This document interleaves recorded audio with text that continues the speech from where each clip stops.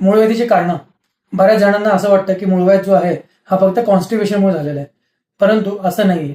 आयुर्वेदामध्ये मूळव्याधीची जी कारणं सांगितली त्या कारणांमध्ये एक मुख्य कारण सांगितले आणि ते सगळ्यात महत्वाचं कारण आहे, जे जे लोकांना कदाचित पटणार नाही, परंतु ते कारण जे आहे ते कारण असं आहे की ते कारण सगळ्यांकडनं होतं आणि ते कारण जर समजा तुम्ही अवॉइड केलं तर तुमचा मूळव्याध म्हणजे ज्याला आयुर्वेदामध्ये अर्शवय हा आजार आहे, हा आजार लवकर आटोक्यात येतो.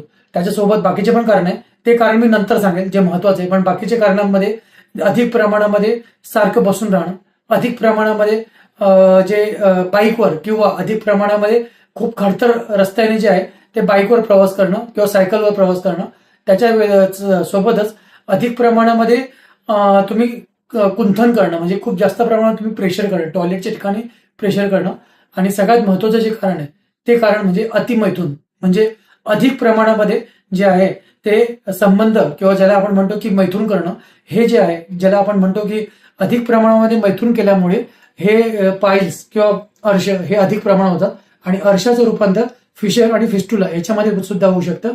यामुळे अतिमैथून हा वर्ज्य आहे आणि हे कारण जे आहे हे मुख्यतः पाईल्सचं कारण आयुर्वेदामध्ये सांगितलेलं आहे. थँक्यू.